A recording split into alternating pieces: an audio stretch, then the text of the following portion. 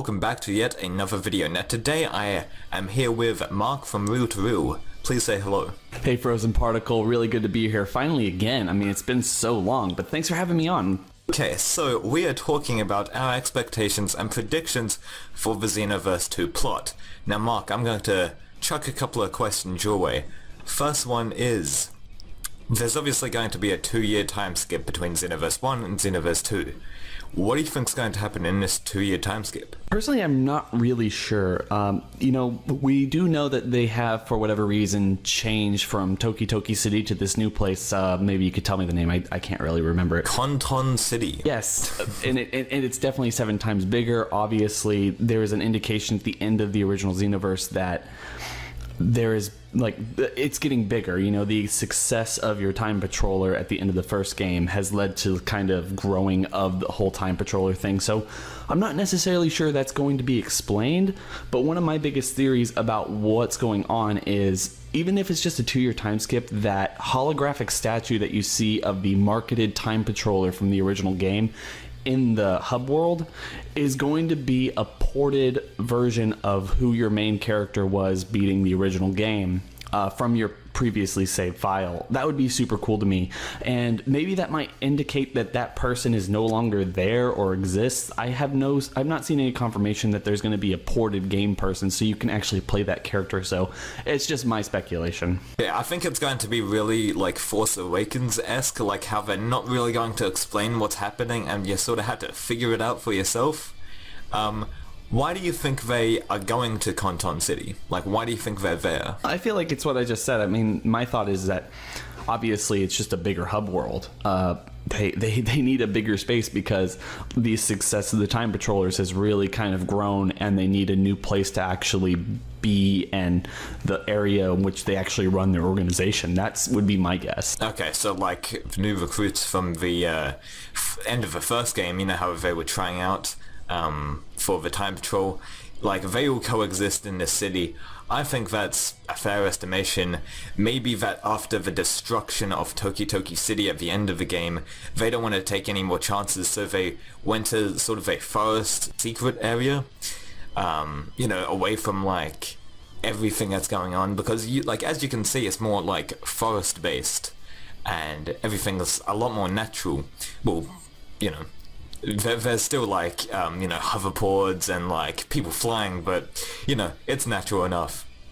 Okay, so what are your expectations and predictions regarding the villains of the game? Why do you think the movie characters are there, and will maybe the time breakers be involved? What are your thoughts on that? Oh man, okay, let's see. Obviously, I feel like Mira and Toa are going to be involved. Also, we know that from the ending of the original Xenoverse, we got kind of the confirmation that while Toa is still alive, and Mira, to an extent, is still alive. I mean, I think he was like a little teeny organism that, you know, Toa was sitting there going like, I will rebuild you, and now, you know, it'll be okay.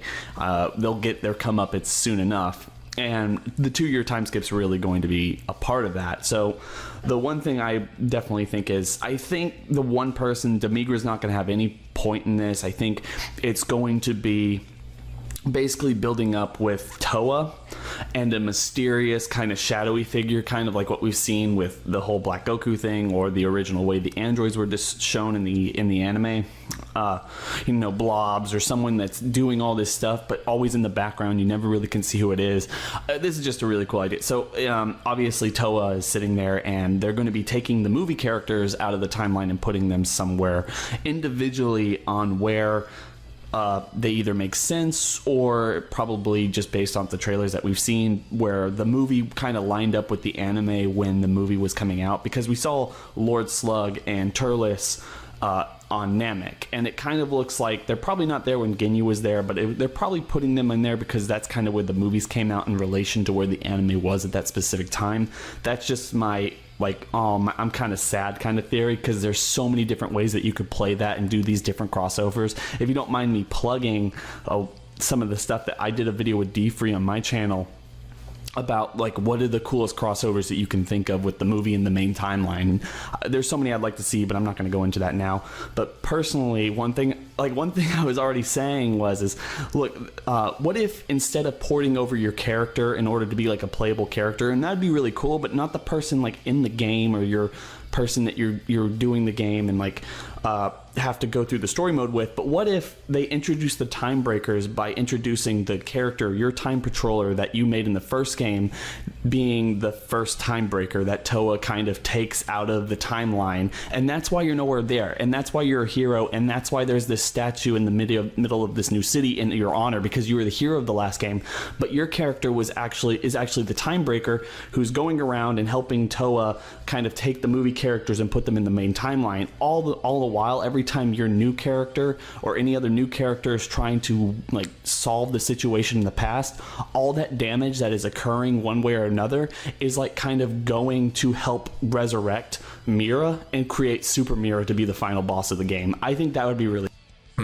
I really like that aspect of introducing the created character from the last game as a time breaker. I think that's a really cool twist from like having the main protagonist, pretty much you, turned into this evil villain guy. I think that's a really cool concept and actually would add a nice twist into the game. I also like the introduction of the time breakers, and as we were saying before we were sort of recording, like by the third game we sort of want this to be a fully fledged sort of war between the time patrollers and the time breakers. Like a genuine RPG where before we start playing or as we play in general, we can start to choose whether we want to be a time patroller or a time breaker and what we want to do with the timeline. So if you're playing the bad mode or the good mode or something, that's a huge leap that I think would be really, really beneficial to a Dragon Ball game. Okay, so I wanted to chuck a question your way. How do you think that there's going to be more concepts related to DBO included in Xenoverse 2? Honestly, I don't think that we're going to see that. I know a lot of people have done videos on different aspects of that's what they want to see. I never really know if that's what we're ever going to see in any type of Xenoverse game. Obviously, we have this game going from the original game dealing a whole lot with just the main timeline and like the most basic main story characters.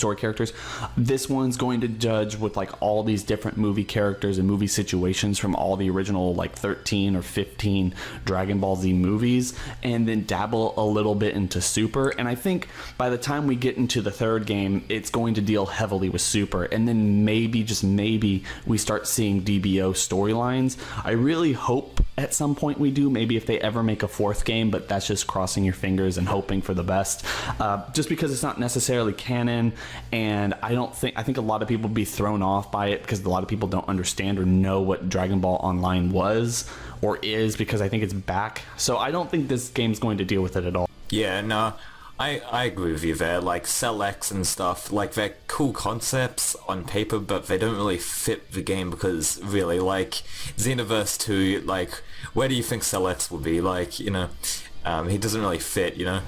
But yeah, no, I agree.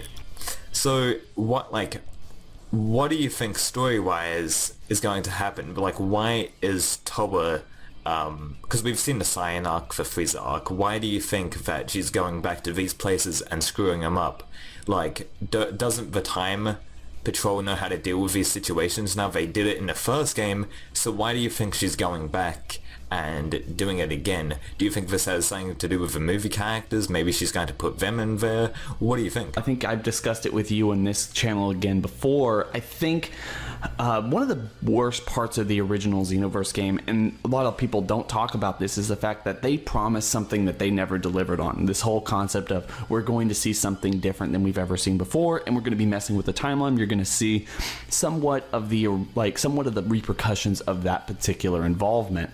We didn't get that in the original series. I think if the game does anything in particular, it needs to kind of answer those particular questions of what happens after all this stuff happens. Like, how do you change the future if one thing is one thing is kind of interrupting? But the original thing from the original game that I thought was the most creative was the kind of secret Broly Bardock part of the original game, where Toa and Mira took Bardock from being killed by Frieza, and then they went to the second coming of the Second Coming and took Broly, and I think, if I'm not mistaken, put them in the Saiyan arc.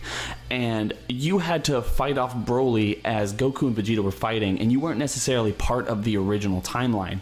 You were just kind of taking on these two people, or helping Bardock fight Broly in order to let something play out in the background. And I think that that's really kind of cool. That was the most original thing the original game did. And if they can continue to do that with the movie characters throughout this story, where you're kind of doing something on the side as you let something, like if you let like Goku and Frieza fight on Namek, as you have to like fight off Cooler, and then Cooler beats you, and then he kind of comes in and starts helping Frieza in that fight, then you're screwed, but that has like some repercussions on the game. That would be really cool. Yeah, like I definitely agree with you that like a lot of random stuff didn't happen in the original game. Like pretty much most of it was just this guy got stronger because of Toa and Mira's influence, and you need to fight him. So I definitely do agree that they need to like deconstruct the timeline and just, you know, like go for pretty much like just sort of like make this, you know, just a crazy situation. The thing is we as Dragon Ball fans have played games like Shin Budokai or Shin Budokai 2, where there were repercussions on whether or not you actually won a fight. Even the original Budokai games, I think one of them at least had at least one fight where there was a repercussion on whether or not you actually won the game. Was it huge? No, but it actually kind of drove the story forward in a different way. Now, did the story have like kind of different endings as it went along?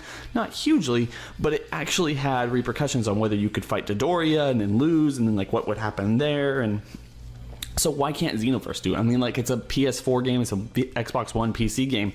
They should at least have that capability, that if you lose a fight, the game doesn't just restart and you have to win that fight. Yeah, I want things to flow really dynamically, and just like the time stuff to really sort of like go nuts. I do agree, and there to be repercussions, you know, in the story, you know, for not beating this guy, or maybe, you know, beating this guy. I think that would be really cool. Probably not for Xenoverse 2 though, probably for like the third and hopefully final game. But yeah, I think we've covered all, you know, of what we need to say, really. Any final thoughts or speculation? No, I really just want to actually, we've covered like basically our ideas about where exactly Xenoverse 2's story should go, or how certain characters should be utilized here and there, how basically the game mechanic would work for the story. I really would like to hear a lot of people in the comment section, because I would be very interested to see everyone else's opinion on where they think it's gonna head. The subscribers are very creative people, like in the comment section. Like, I've seen some really cool ideas coming out of them. So yeah, I definitely do agree. So please check out Mark from Real to Real, links in the description down below. He's an awesome YouTuber, great theories, one of the best theorists, you know, slash predictors in the Dragon Ball community. Like, seriously, top level stuff. I don't think, it's more fan fiction. I don't think I've gotten anything right, but it's fun. Thanks. Yeah, fun theories. But yeah, it's been fun. So yeah, see you guys next time. Bye.